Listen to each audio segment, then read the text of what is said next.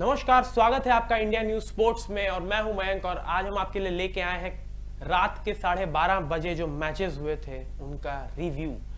तो हाँ, Robert Lewandowski और लियोनेल मेसी, दो फुटबॉल के बड़े दिग्गज आपस में भिड़े थे और लियोनेल मेसी की टीम अर्जेंटीना ने रॉबर्ट लेवेंडोस्की के पोलैंड को 2-0 से हरा दिया है। जी हाँ, मेसी ने एक भी गोल नहीं करा।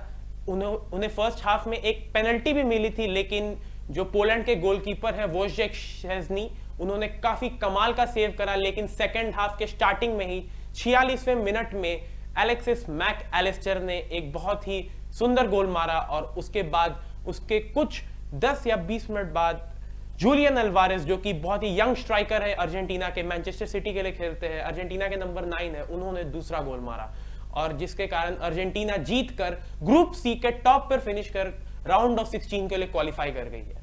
और अगर हम बात करें पोलैंड की, तो पोलैंड भी राउंड ऑफ 16 के लिए क्वालिफाई कर गई है, मगर सिर्फ गोल डिफरेंस की वजह से। जी हां, मेक्सिको अपना मैच सऊदी अरेबिया से 2-1 से जीत चुकी थी, मगर फिर भी मेक्सिको क्वालिफाई नहीं कर पाई, क्योंकि मेक्सिको और पोलैंड दोनों 4-4 पॉइंट की बराबरी पर आ गए थे, मगर पोलैंड का गोल डिफरेंस मेक्सिको से बेटर था, जिसके कारण पोलैंड राउंड ऑफ 16 के लिए क्वालिफाई कर गई है। और अब पोलैंड भिड़ेगी ग्रुप डी के विनर से, जो कि है फ्रांस। फ्रांस ने भी कल ट्यूनीशिया से मैच खेला, जो कि ट्यूनीशिया ने जीत लिया। ट्यूनीशिया ने 1-0 से फ्रांस को हरा दिया। जी हां, फ्रांस डिफेंडिंग चैंपियंस ट्यूनीशिया से 0-1 से हार गए।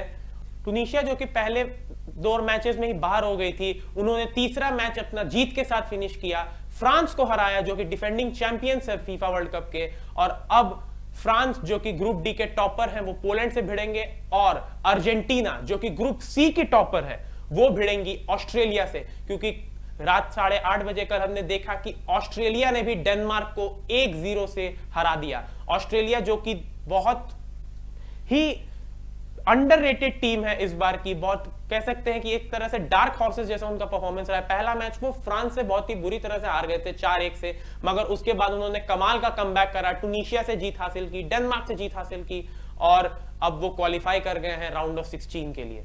अगर हम कल के मैच की स्टैट्स की बात करें तो अर्जेंटीना ने टोटल 23 शॉट लिए हैं। जी हां, अर्जेंटीना ने 23 शॉट्स लिए हैं, जिसमें से 12 ऑन टारगेट है और 74% पोजीशन अपने पास रखा है। बहुत ही अटैकिंग खेल रही थी कल अर्जेंटीना।